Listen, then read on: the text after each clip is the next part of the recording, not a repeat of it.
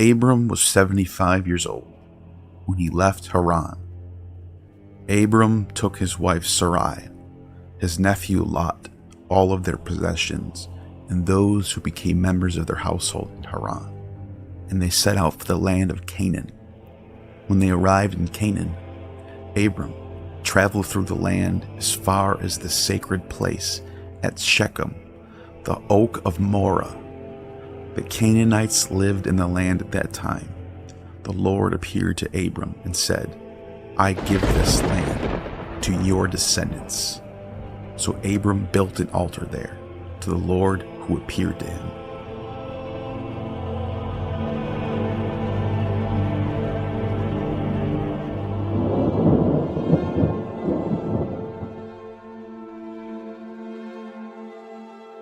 The religious beliefs of Israel are rooted in the shared culture of Canaan.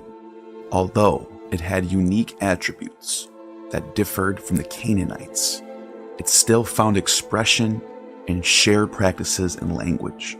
Some traditional practices could not be merged with Yahwism, but others, like the sacred poetry, the music, and the architecture of the Canaanites, were adopted and became integral to the Israelite religion. The Old Testament's embrace or rejection of these elements means that the Canaanite religious influences still affect us today through biblical narratives.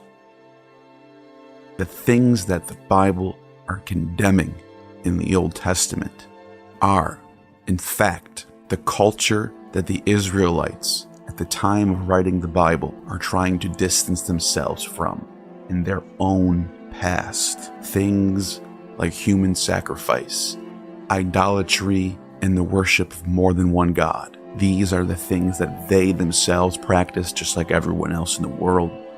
And these are the things that they will polemicize in the text to divorce themselves from their past.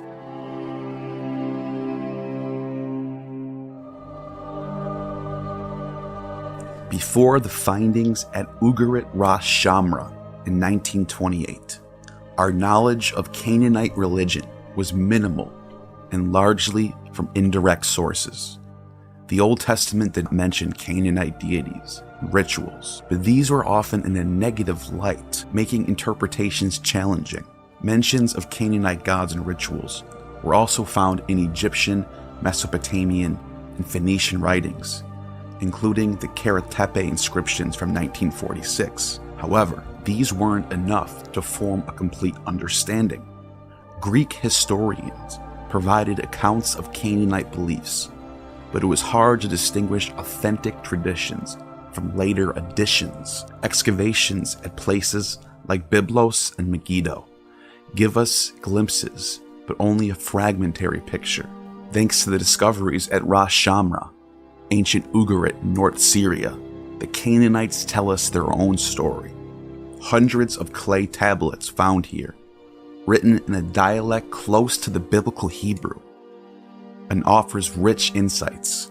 These tablets feature extensive mythological poems, records related to the temple services, list of deities and sacrifices, and details about temple workers and rituals. Additionally, artifacts linked to gods like Baal and Dagon, including temple remains and stelae, have been discovered. It's crucial to understand, though, that while there was a core Canaanite religious belief, local variations existed. I mean, they didn't have the internet and no email, and the mail system wasn't very great. So every city you went to had their own ideas. Not every Canaanite city would have worshipped all the same gods that we know from these texts. There were variations at play. Canaanite religion was more of a public affair than a personal one. Its rituals, mostly centered on ensuring fertility, were community events, though there were individual acts of devotion, as seen in the Phoenician inscriptions. The religion was mainly a communal way to connect with nature's forces. This involved practices believed to ensure continued creation and rejuvenation.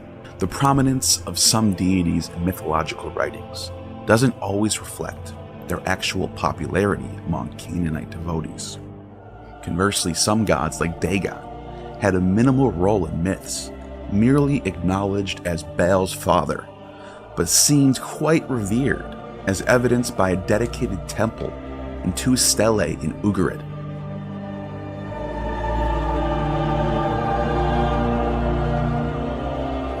El, the Hebrew word for God, is the supreme God and creator, and shows up as Allah in Arabic. Variations in the name El are found in many Semitic languages: Ugaritic, Phoenician, Hebrew, Aramaic, Akkadian. In northwestern Semitic cultures, El was a term for any deity, and also specifically for the primary god. He often stood at the top of many divine hierarchies, and played roles like the god of creation, or the father of gods in certain Canaanite and Ugaritic sources. Yet, using the name El can be confusing, because sometimes it refers to the main god, and at other times to different gods. For instance, in Ugaritic texts, the phrase El Melech means El the king, while El Hadad refers to the god Hadad. In Ugaritic, the plural for gods aligns with the Hebrew term that sometimes means the singular god, Elohim, for example. Some believe that various authors changed stories from polytheistic contexts into monotheistic ones. I myself subscribe to this idea, and I will show this in this video. And this causes many inconsistencies in the text. But once you see it, everything starts to make sense. Names with the stem Il appear in many Semitic regions among the Amorites and Sabaic people in the southern Levant.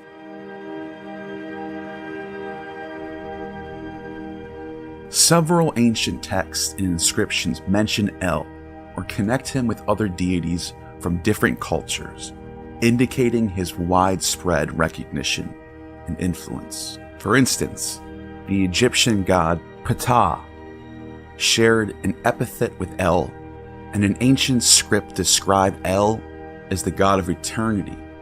The Egyptian deity Ptah was labeled Lord of Gath in a prism from Tel Lachish, and on the other side, it bears the name of Amenhotep II, pharaoh from 1435 to 1420 BCE, Bronze Age. This title also appears in Sarabit text 353. Ptah is frequently referred to as Lord or the Eternal One. This association between El and Ptah that brought about the consistent use of Olam, meaning eternal, for El. Although, in Ugaritic records, Ptah seems to be more closely related to the artisan deity, Kothar Wakasis. An additional link is observed with the Mandean angel, Ptah-il, blending the names Ptah and Il together. Herodotus, the famous Greek historian who wrote in the 5th century BCE, who never mentions anything about Israel, Jerusalem, or Yahweh, or anything like King David or Moses, does have some interesting things to say about the god Ptah, who he calls by his Greek equivalent, Hephaestus. After the reign of the priest of Hephaestus Ptah, the Egyptians were made free, but they could never live without a king, so they divided Egypt into 12 districts and set up 12 kings. These kings intermarried and agreed to be close friends, no one deposing another or seeking to possess more than another. The reason for this agreement, which they scrupulously kept, was this: no sooner were they established in their districts than an oracle was given them that whichever of them poured a libation from a bronze vessel in the temple of Hephaestus Ptah, whereas in all the temples they used to assemble, would be king of all Egypt. Now, what I found interesting about this text is the division between the 12 tribes, if you will, of the ruling class of Egypt at this time. And it makes you wonder, could this be some of the source material used for the creation of the 12 tribes in the story in Genesis? The 12 districts itself wouldn't be too convincing, but when you take a look at El, or Yahweh, being a god of metallurgy and craftsmanship, and the uncreated one, like Ptah, there might be some connection here.